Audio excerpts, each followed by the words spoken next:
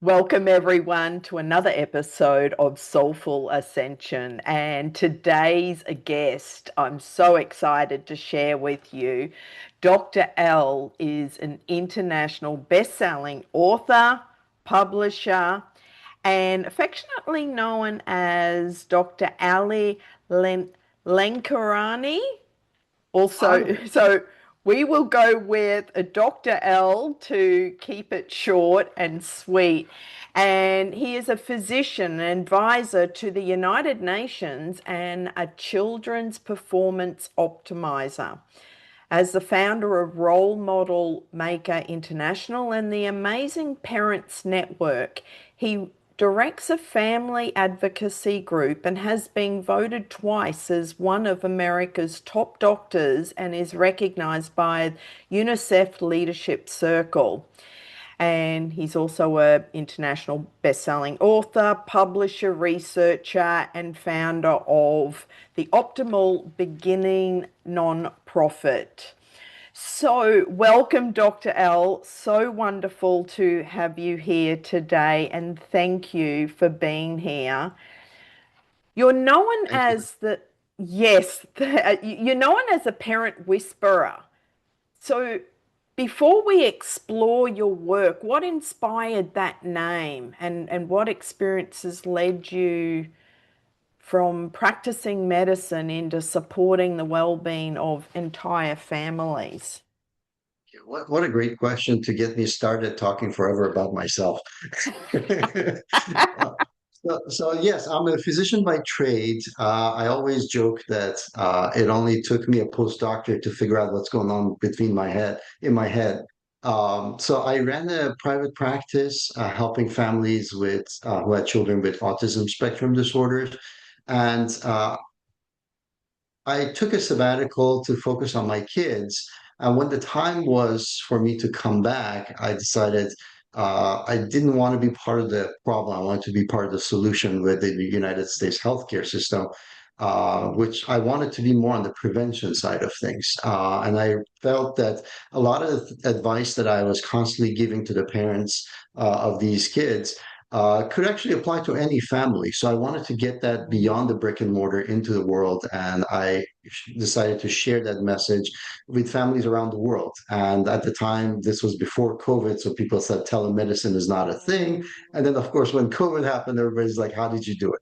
But long story short, the reason I got the word parent whisperer in my name is because during clinic, a lot of the parents were going from clinic to clinic and therapy to therapy, trying to fix what was wrong with the kids. And it wasn't until they realized that it was the home environment and things that they were exposed to that was inadvertently causing some of these hiccups. So things that were very resilient towards all of a sudden became the challenges that they needed to overcome in order to have a healthy and functioning family. And so that's how I got the parent whisperer, because a lot of the advice that I was giving was not necessarily related to the kids, but actually the parents and how they were parenting. So that's the origins of that. Absolutely. And your work is so critical because our children are our future, but no one's broken and no one needs fixing, but they're given all these labels. So, as a physician, how has your understanding of health evolved beyond simply treating physical symptoms? Absolutely. So when I came to the online world and then COVID happened, I started realizing that it didn't have to be just about my message. There was a lot of amazing experts out there that were frustrated with whatever system they were in, whether it was education, whether it was therapy and healthcare. And so I started listening into what their challenges was. I created a community that supported families. And I realized that the underlying structure of our world is still based on what our brain experience has been growing up. Meaning that our brain is something that, like, we're the only species that when we're born, our brain is not fully developed. And we did this to maximize our success and our survival. The downside to it is that when we are born, what we are exposed to environmentally plays a large role in how our brain develops, and our brain needs to make connections within its own brain parts, and then mind and body, and then from that out to the world as far as what's going on around it, to the people, to the environment. And so when we go to build families, build communities, build a global system, we still copy the same system because that's the only system our brain ever knows. So I realized that if we actually can optimize the brain function, we can also optimize humanity's function. They're very related. Oh my God, you're speaking my language, and I yeah, back in 1990, this is when I fully, I understood and was taught the mind body spirit connection. And I've had many discussions with different doctors, but some are very fixed on what they were taught in university. And I'm going, no, and trying to explain the holistic approach.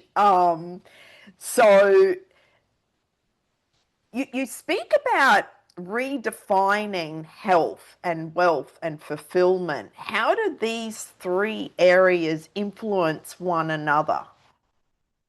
So when I came to the online world, I did a large survey of the families that I knew, and I reached out across many different countries to try to figure out, first of all, if we are trying to raise a happy family, what does that look like? Mm, So knowing that parents inherently want to do the best thing for their kids, I wanted to know what was the outcome that they actually wanted. And this took some searching and soul searching for them as well. But the mm, three typical things that they would say, I want my kids to have, and I was like, fill in the blank. And the thing that came up was, I want my kids to lead a happy, healthy, and full life. That came mm, up over and over again. I think a lot of people realize how valuable it is and how our efforts are like we feel rewarded if we see our kids happy, healthy, and leading productive and full lives. So that yeah. became my mantra of happy, healthy, full life. And in the process, we kind of found the secrets for what does happy mean, healthy mean. And in doing so, I realized that when we talk about health, a lot of people naturally gravitate towards physical health. But we are complete beings. So holistic health really has four components. There's a physical component, there is a mental component, which is cognitive as well as emotional. There's Mm, a social component, and then there's a spiritual component. And this has nothing to do with religion, but you can put the religion in this yeah. bucket as well if you are religious. But Mm, really, you need to have the physical, mental, social, and spiritual component to be whole, to be healthy. If any of these is missing, it starts eating away at all of the other components as well. yes. And it's not like which one is more important. They're all important for you to, as a whole person, to lead a full Mm, life. So that was the definition of health. The other thing regarding happy is that in today's world, a lot of times the society standards get mm, imposed on you from young childhood, from yeah. commercials to college pressure and parent pressure and culture Mm, pressure. So by the mm, time a person is a young adult and trying to establish its life, it might have very clear understanding of what's important as society or as family or whatever defines, but they mm, have spent very little time figuring out what's important to them. So they end up chasing mm, ladders that are the wrong mm, ladders. And then they climb to the top and they realize, hey, I'm not happy here. So they have to climb back down and then climb another ladder. So mm, the definition of happy is actually not in career. The definition of happy is not material things and wealth. The definition of happy is the connections that human beings make on this planet, because as human beings, we want to feel relevant and connected to the people around us and to our world. Not only the fact that I understand and resonate with what's going on in the world, but also the world finds me helpful, finds me relevant to it. I'm not yes. outdated. So that's the Oh, definition of happy. yes. Thank you for articulating that so beautifully, because ties into my regain your mode joy and my Ben method, which and the my clients, who appear successful on the outside, but inside they're stressed and disconnected and unfulfilled. Like you said, it's like what truly matters. And I remember saying, I take people from misery to mojoy, and everyone laughed because it's like, wow, okay, I'm looking for miserable people, but it's a bit like burnout. People don't really understand, or they're maybe they don't want to admit it. I'm miserable, even though on the outside I'm successful. I've got all the accolades. I've got, the material things, the PhDs, whatever. But what do you believe is missing? So the missing part. Now, I need to differentiate between fulfilled or leading a full life and happiness because they're two different Mm, things. And I think we need to have both. Too many times people are chasing happiness, trying to feel full or fulfilled. And too yeah. many times people are very heart-centered and mission-centered and driven to make this world a better place. But deep inside, there's this underlying unhappiness. And so there you need to have both of them.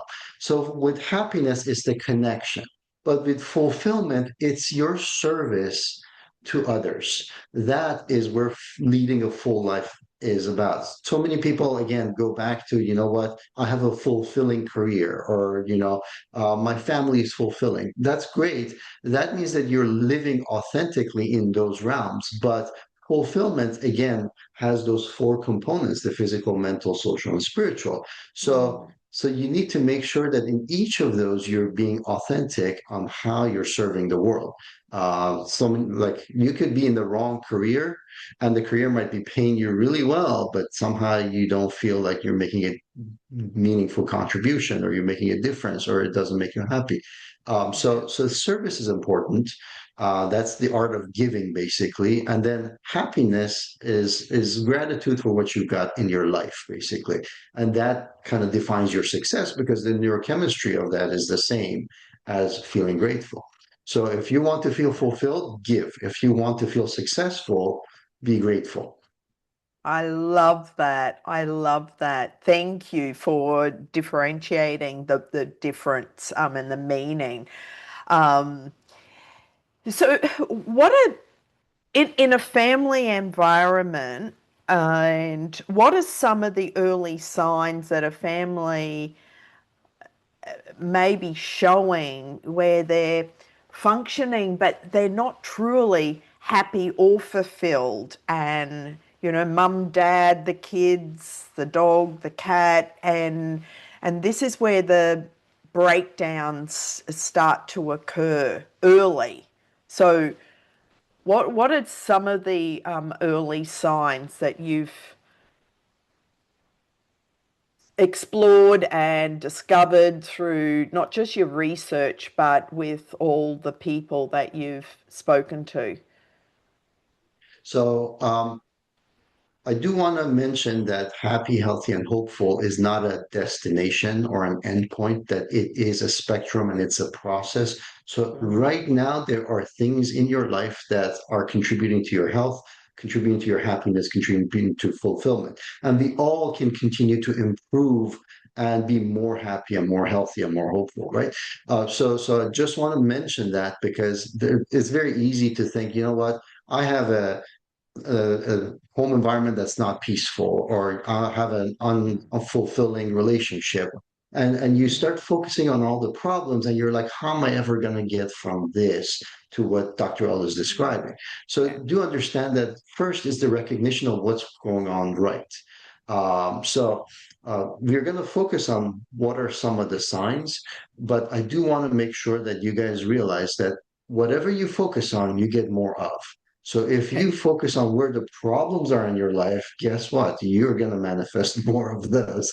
So try to figure out what is going right and what you want to be right. So for instance, if In the case of health, so let's start with health because I'm a physician, so obviously everything starts with health. So, in the case Mm-hmm. of health, if you feel like there are things physically, mentally, socially, and spiritually not quite right to make you healthy, for instance, I'll give you on the physical side of things, let's say your diet is not right or your sleep is not right. Those would be like you're sacrificing your physical health for your family. That could be a sign that you are not role modeling the behavior. Remember that as a children's performance optimizer, my focus is giving kids a living example that they can emulate and copy in their own life. So too many families, especially immigrant families, mine included, came from the understanding that if I sacrifice myself, if I give everything, then my Mm-hmm. kid will have everything. But the thing is, the most important thing you can give them is a working model. And if Yeah. your working model for them is give, sacrifice, then when they get to their life, their relationship, their careers, they're constantly giving and not clear Yeah. on what it is they want. So you do need to have to make sure that you focus on the physical, mental, social, and spiritual of yourself. So always start with yourself. When it comes to health, what's your scale of health in each of those categories that I just described? That would be a good starting point. What's working, what's not working, and then what can you do to move towards more health, basically. So, in that sense, I hope that answered that question. And you can do Yeah. the same thing for happiness and fulfillment. Absolutely. And well, you're the founder of the Role Model Maker Yes. International, and it's about being the role model and the example for your children. Because, like you said, if you're sacrificing, that just sets up a people pleasing pattern. So when when you see these patterns, and especially correcting children's behavior, how much of the child's behavior reflects what is happening within the family environment? Quite a bit. And I Mm, always felt that like school system, your teachers always know mm, because kids say the darndest things, and mm, your kids' health say the same thing. So for all of us, we are an open book. You can't hide that. So you can look at a child and you can see how they're doing physically, mentally, socially, spiritually, and then from there you can chart a roadmap as far as what needs to happen. But rather than be worried about what's going to show up, because none of us are perfect, the more important thing for us is to see where the kid's desire is and be tuned in so that we can go ahead and make sure that they focus on living authentically. I think one of the biggest things that happen with children is because they are very impressionable, because they're trying to live up to the parent standards and make sure that they survive, mm, they listen in because they don't know how this world works. So if you tell them this is how you're supposed to feel or this is what you're supposed to do, they take that in as absolute truth. yeah. And now that has become an internal, intrinsic quality that they build their entire world around that. So it is very important for us to kind of stop putting us into them and try to pull them out into the world and try to understand what it is that really triggers them. I love the Montessori method of kind of Mm, strengthening the kids based on their curiosity, their level of development, mm, because it allows you to focus on them and nurture them where they need it at a given time. And neurologically, I know that that's method is very um, um, accurate when it comes to the planes of development of a child and where their brain is at. So if you try to rush mm, it because society says they got to read by the time they are 4 years old, well, that's not a natural thing for the brain development or even human function. So you need to make sure that you tune into what it is that they're focused on. They're on their own time, and I understand developmental delays. That was my expertise, but too oftentimes mm. parents confuse that with their own desires of what should be happening with my child right now. So tuning into the Yeah. kids is more important. Absolutely. So what do children need most from their parents in order to feel safe, understood, confident? Because in a living in a safe environment is the foundation and I'm just going to crucial. give you an I'm just going to give you an example, and it's going to not feel like it's relevant at first, like to the Okay. question you just asked, but I want you to see how we scale this up. In our global environment, in order for trade and business to happen, the very first thing that we need is safety and security, right? Yeah. If you don't have safety and security, business, there's not going to be investment of funds. There's not going to be, growth and development. So you don't see that. And then when you have growth and development, naturally that requires collaboration and communication and group building and team Yeah. building and so on and so forth, right? So now let's put this on the children's development plane.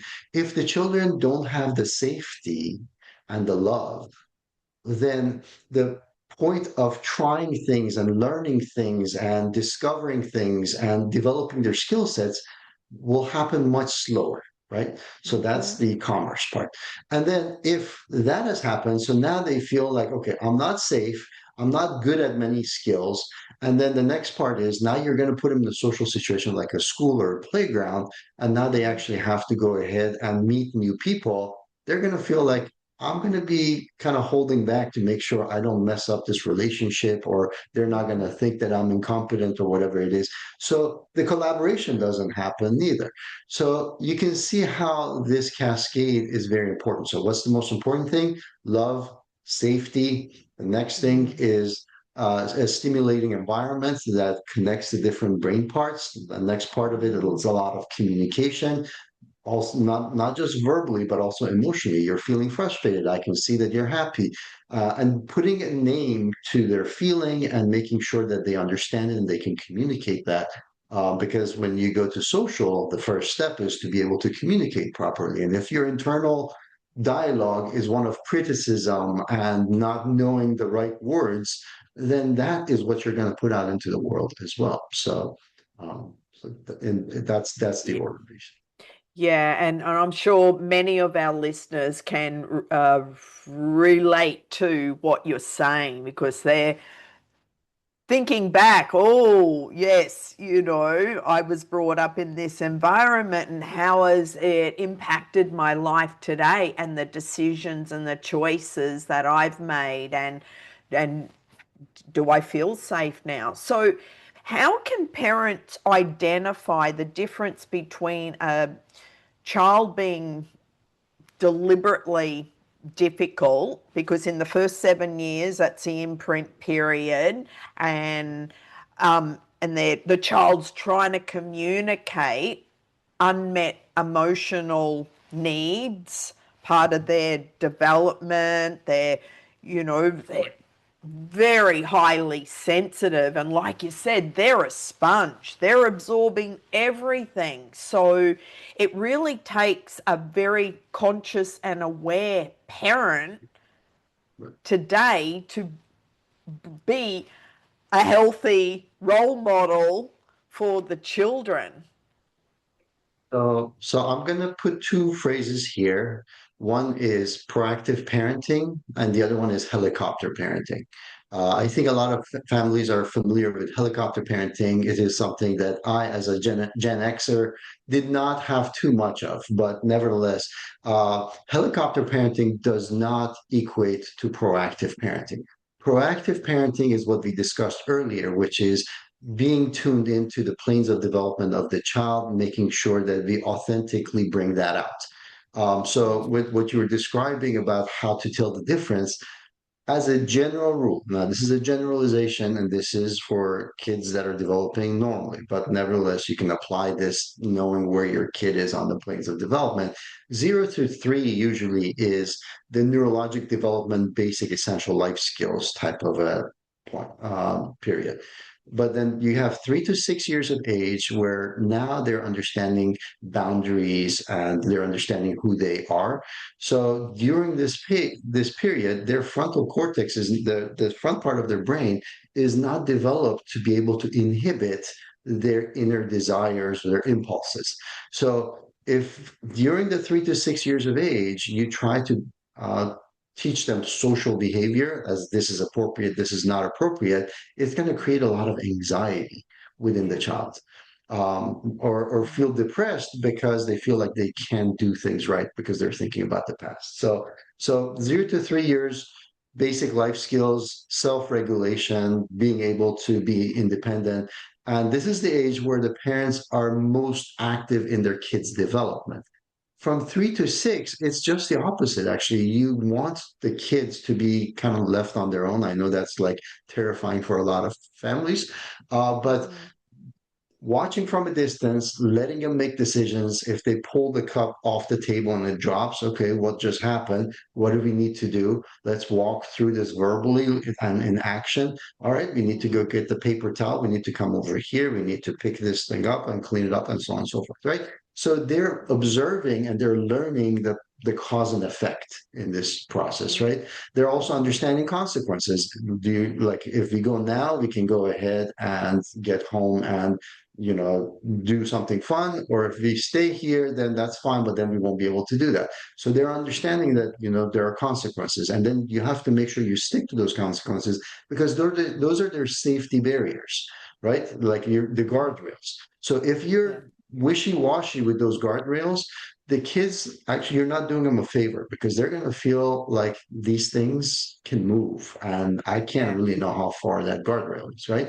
So the safety in the 3 to 6 years of age is real boundaries with real consequences, basically. Typically, those consequences need to be immediate because the kids can't 2 days down the road understand the connection between the two, so they need to Mm. be immediate. From 6 to 12 years of age, this is the age now that they have learned all of these things, they Mm. need to practice it. So, social environments, communication, social etiquette, play dates, all of those things, sports, those things are teaching them how the world operates, what's their role in the world, what they like, what they don't like, and it's Mm. critical for them to learn this because if they don't, when they get to their teen years, they're going to have difficulty understanding what their interests and desires are versus their peers or the college counselors or all these other people. So they're much more likely to do activities and choose paths that does not suit them. And then 12 to 18 years of age is when they actually have to do the problem solving. So if at that point you are telling them, look at what you did and you should do this, that's too late. That should have happened at 6 to 12 years old. Now you can still impact it, but it's important for us to understand these planes of development and help the kids Mm. live authentically within that period, basically. Um, Yeah. It's well known that everyone's been brought up in some kind of dysfunctional family, but some people have experienced a massive amount of abuse and trauma, not feeling safe, not feeling loved, and going through a lot of physical, emotional, maybe sexual abuse. So, what would you recommend for these people? Because this is what we are really focused on today with all the personal development and spiritual growth. People are going, okay, it all started in my childhood, and this was because that's the deeper work what I do with my coaching, and we go all the way back, and I find out because everyone's got a story and everyone's created these beliefs and limitations and patterns and programs and behaviors based on their childhood. So, for those that, and I know that many of my listeners can relate to this, and me and as well as myself, a very abusive family I grew up in, which is the work that I now work with others. But what would you recommend for those people?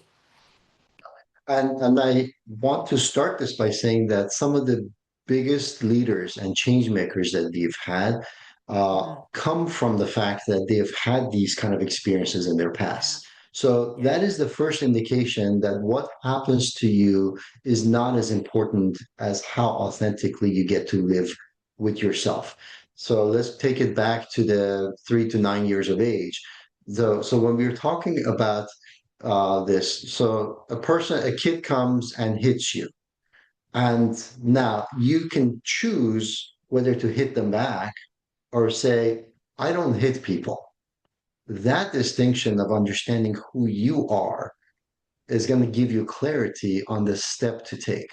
So, regardless of what has happened to you physically, mentally, socially, spiritually, you always have this choice of going back to who you are. This is why making sure that kids are brought up tuned into themselves or part of your work, making sure that they're Mm, living authentically is important because if mm, that is not there, the next challenge, the next setback, the next negative thing that happens is going to end up impacting you in ways and hijacking your destiny in ways that you never thought of, right? So it's very important for us to always start with ourselves as the center pole because that's where you have the most control and you can choose the direction to take it in. So when we talk about happy, healthy, and hopeful, there's no way you can have any of that if you don't start with where you are and what you stand for or what you stand against. I hope that answered the question. Yeah, I'm just thinking about, there's so many labels nowadays, Mhm. autism or ADHD or the Yep. neurodiversity, or there's, and now children are going, well, I don't want to be, a boy or a girl. I want to change genders. So, what do you believe is the underlying root cause of all these new labels? Because 50 years ago, I don't think that was a term, correct? So let's put it this way. Fulfillment, the spiritual component of leading a full life, revolves around your relevance to the world, right? So when you are labeled or when you put a label on yourself, that is by which you're identifying how you're relevant to the world. So if I say I have Mm, ADHD, which I do, then that puts me in a bucket that this is how the world that does not have ADHD deals with me. And this is the group of people that I am relevant to or understand me, basically, right? But if you do that, you just created this wall, this bucket that you put yourself into, and now you're not part of the greater whole. Or if you are, you have to interact only through that lens. And the more we create this, I think it actually psychologically is a way for us to fill in the void that currently is being neglected in our society, which is that spiritual component. So when yeah. we feel not relevant and not able to connect to other people, and that happiness is lacking, then we're like, well, how can I make this possible? So if you look at social media, there's chat groups for these groups of people, and there's support groups for that Mm, group of people. And then we sign up for that, or we go and search for the YouTube channel that deals with a specific, right? And that mechanistic approach to everything in life has been a great part of success. We got to give credit where credit is due. A lot of our advancement is because somebody devoted their entire life to this one tiny topic and they focused on that. But after all of that stuff is learned and applied, we have to still remember that each person still is bigger than the sum of its parts. So the way that comes about is your service. Because LindaJoy, you have a certain set of skill sets, you have a certain set of connections. And when you mm, pull all of that together, and you discover who you are as a person with Mm, passion and with your mm, strengths and weaknesses and what you stand for and what you can stand against, then the next step becomes clear about what your path in life is, how you want to change the world, how all of these skill sets and connections mm, come together. And so, yes, it's important to have all of these mm, subcategories and labelings, but do mm. understand that that does not define you. What defines you is No. the whole this whole picture, and that is how you can serve the world. If me as a doctor Mm, say, you know what, I'm a specialist in this, and this is all I'm going to do, mm, that's great, and that's what I did in private practice. But ultimately, I mm. felt even on my busiest day that I wasn't living my full potential because there was so much more of me that I could give and share to the Yeah. world that I couldn't. And that's when the true fulfillment comes. So for many people, I give you another example. Mm. They say, once I retire, I'm going to do X. Yeah. So what does that mean? That means that from now until retirement, you are not living authentically. Why No. not start figuring out ways to do that now and then could never Mm. retire in the first place? Just do this until your last breath, because that's what brings Yeah. you fulfillment. Absolutely. And well, I call it, regain your mode joy. It's like find the things that bring you joy, that excite you, so you can jump out of bed and go, wow, I have the best life. I love my life, and be Exactly. truly happy Exactly. within yourself, because that energy is what ripples out to everyone around you, regardless of Absolutely. what role you're playing.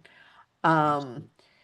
so, what practical changes can parents make in the home that supports a child's nervous system? Because we hear a lot about self-regulate your nervous system, and there's all these different tools now. What do you recommend for parents listening to this to help their child's, not just their nervous system, but their confidence, knowing who they are, what they focus on, and just their sense of belonging? So let's start with healthy and then go happy and then fulfilled.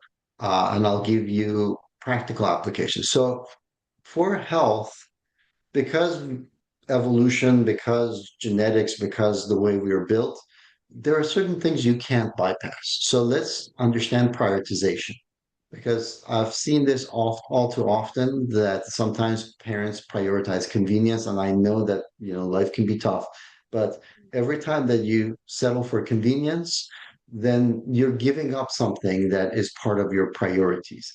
So it's important for us to learn to prioritize properly, and over time, life gets easier. Your health gets easier. So when it comes to priorities for health, the number one thing is sleep. Yeah. Most people think of all these other things about your health, but number one thing is your sleep. Number two thing is, and by sleep, I also mean proper breathing and oxygenation, because a lot of tissue saturation for oxygenation happens during sleep. But sleep and oxygenation is the number one thing. Number two thing is nutrition and water. So what you put into your body becomes who you are and becomes how you perform. So if you put garbage in, you're going to get garbage out, basically. Mm, So sleep and oxygenation. Second one is nutrition and water, and the last one is physical activity, whole body in gravity, in basically. So in other words, you need to lead an active lifestyle. There is no, like, your brain will mm, destroy your body if you have a sedentary lifestyle. It'll destroy your hormones, it'll destroy your immune system, it destroys your skeletal structure, your muscular structure, your GI stops mm, working, your cardiovascular system withers away, and your neurology ultimately frays as well. So, mm, active lifestyle is where it's at. It does not mean endless hours in the gym, but you do need to be active at least 10 to 15 minutes a day, just simple yeah. walking, but pulling, pushing, carrying things, the day jumping, these are the daily things that any human being needs to do to survive in the wilderness. So if you can't do that, you can't survive, and your body will know that the difference as well. So health wise, Yeah. prioritization of that. When it comes to happiness, there are two parts. One of it we already mentioned, which is gratitude, which is going to bring you a feeling of success. And your brain is a reality emulator. So when you feel grateful, then your brain feels successful. Then it's going to create an environment where you can see evidence of that success. So it is very important for you if you want achievement and success to make sure that you're grateful, and then everything cascades from there. But the second ingredient for happiness is creating room to exist, first for yourself, and then for those around you, and ultimately for the world at large and the humanity.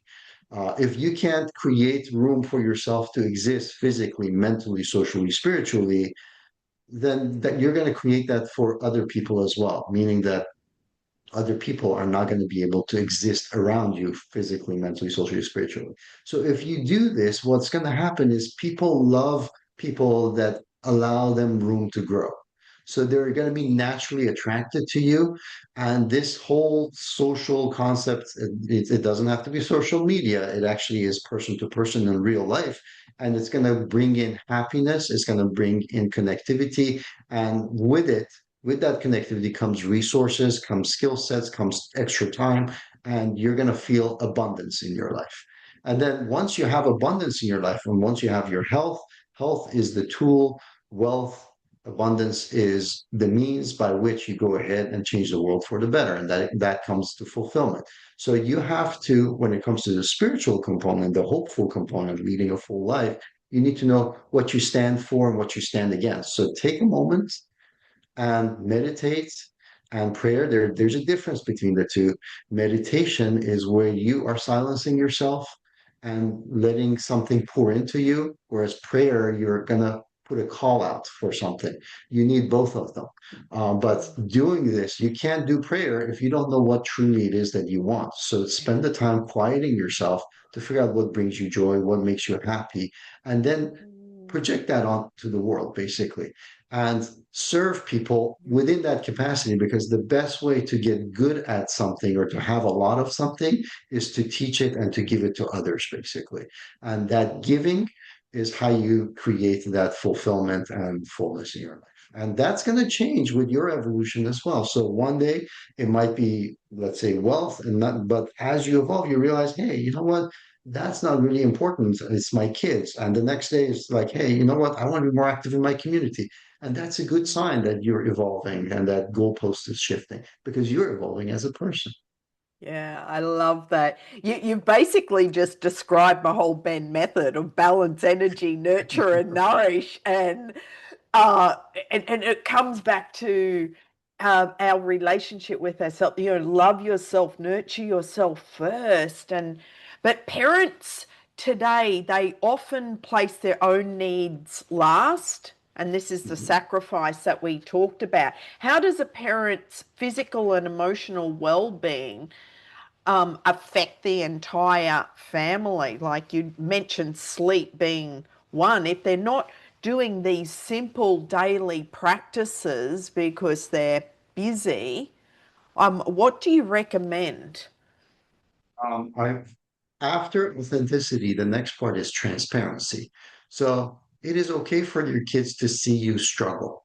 It is okay for your kids to understand that you don't have all the answers, and it is okay for your kids to see how you try to find solutions, because that whole process is what we want our kids to be able to do. That when there are setbacks, when there are challenges, that how do they deal with it internally and emotionally or physically or cognitively or physically, right? I don't want to get an ulcer, but if I do get an ulcer, how do I go about dealing with that? I'm addressing the cause of that ulcer. Or if I am depressed, like how do I deal with the depression? What's the cause of the depression? Who do I reach out to for help? I want my kids to be able to reach out for help and not think that they have to carry the world's burdens on their shoulders, right? So the transparency becomes really important, and for you to understand that, hey, you know what? I'm having challenges in my relationship. My kids need to understand that relationships are complex, that there are involved challenges are involved. And then socially, you need to be able to communicate and you need to be able to understand and hold space for the other person and for them to hold space for you so that you can actually have a constructive dialogue. That's a process that the kids these days are oftentimes not even exposed. Or when I was growing up, they were like, go to your room because we need to talk or we need to do this thing in private. And I understand that if you're emotional and you don't have control over your domain, but once you've calmed down, once you're in a space that you can go ahead and have constructive dialogue, let the kids be witness to it, be it financial, be it, relationships, be it whatever it happens to be. And when it comes to sacrificing yourself, I think the most important thing for the kids to understand is this is my time. It starts early on. Yeah. I'm going to the bathroom. You don't need to come to the bathroom with me. Yeah. And at the same Mm. time, later on said, you know what?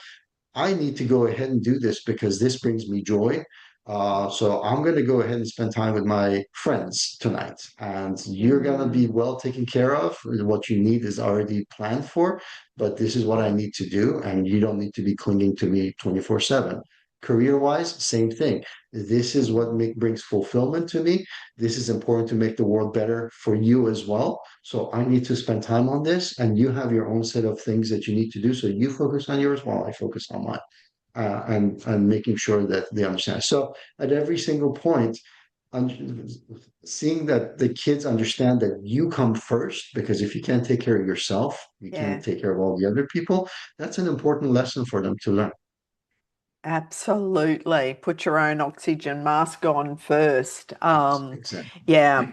And being the role model. I've got so many more questions, though I know that we're running out of time. And so you mentioned like a lot of what we've discussed. Is this all part of your 5 columns of connectivity that you talk So about? So typically, I have a gift after I mention this.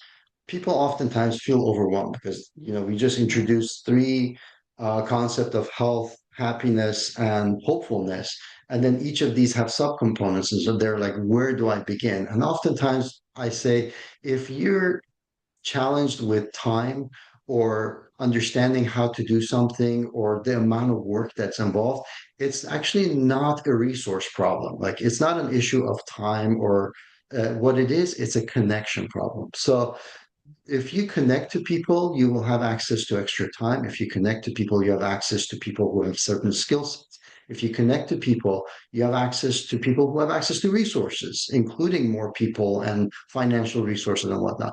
So connecting, the art of connecting is critical. So the 5 columns of connectivity is a gift that I'll often say because it's the first like tool that you need to have in your tool bag that anytime you actually hit a stumbling block, you need to know how to connect so that you can get past it. You can bring alliances so that the big mountain becomes a little molehill and you can step over it basically. So the 5 columns of connectivity is usually the starting point for overwhelmed parents, basically, and ones that want to change. Because the other part of this is change requires you giving something up for something new that's bigger and better, right? But in order to do that, you have to be able to let go. And sometimes it's easy to let go of that thing because that's part of your identity. We were talking about identity, right? And sometimes yeah. you have to drop a smaller identity for a bigger one. So you need to be able to do that. Wow. Just to let all the listeners know, Dr. L is also going to write an article for the Mojoy Muse magazine. And so this would be one of the articles to include, to give actual step-by-step instructions for parents to help their children and be the best role model that they can be, as well as for themselves. Like we talked about, serve yourself first, and then that's part of the role model. In closing, what would you like to share with the audience and all the listeners today? Because this is a big subject, and I'll have to get you back on because I know that there'll be many questions after this goes live, for not just for adults who don't have children, but because they're still healing whatever they were brought up with, but also parents of young children, teenagers, the whole development, there's different stages and what you can do. So in a nutshell, what would you like to share in order to wrap up? I know Absolutely. I've opened a Pandora's box. I was gonna say that's a very broad question, but first of all, live in the moment. This life only exists in moments. So right now is all you have, but also realize that this life is a gift. So please Mm, make sure that you enjoy this moment and this life. You're not gonna get another one. And at the end of your life, it's all of these moments put together. So if you really want to know what your life was all about, if you live it authentically right here today, right now, then at the end of your life, you will have a full picture of what your full life would have looked like. So and if you're dedicated to achieving and making this world a better place, and you want to lead a full life, then that's what you want to do. That you want to go ahead and take those three categories that we talked about, and you continue to self-improve yourself. Start with yourself, be authentic, and basically set goals for yourself on how do I want to be physically, mentally, socially, and spiritually, and then move towards that every single moment of your life. If something detracts you, takes you away from that authentic living, then either have a conversation about it or find a way to distance yourself from that situation. yeah, And by beautiful. doing that, your life will only keep getting better, regardless of circumstances or what happens to you. Thank you. Thank you so much. How can people get in touch with you, Dr. Al? So we have various social media channels. Probably the best way to get connected with us is through the five columns of connectivity gift that we have that you're going to share for them. That way, you're going to find out about all the different events that we have. We have stuff from local related to family to things that are global, United Nations, and policy and changes that will ensure that our kids will have a better and easier time achieving happy, healthy, and hopeful living, basically. But Role Model Maker International is our website, rolemodelmaker.com/international. And we actually have a 100-day challenge that your VIP guests could also take advantage of as well. So we Beautiful. encourage you guys to challenge yourself because that's what your body's supposed to do, to get challenged. I love that. Thank you so much. Thank you for being here and thank you for sharing your knowledge, your wisdom, your heart, your energy. I'm sure that everyone will benefit from just this conversation and we'll set up another time because there's so many more questions that I have as well as I'm sure others have as well. So thank you so much. I will It put has all, been delightful. So thank you uh, so much for giving us this time. absolutely, absolutely. It's been very insightful and I appreciate everything that you've shared. So, thank you for listening, everyone. And all the links will be in the show notes as well as sign up for the Mojoy Muse magazine and you can actually read Dr. L's article as well. So, sending much love to everyone. Have a blessed day and go out and regain your mojoy and do what inspires and uplifts you and brings you joy. Bye for now.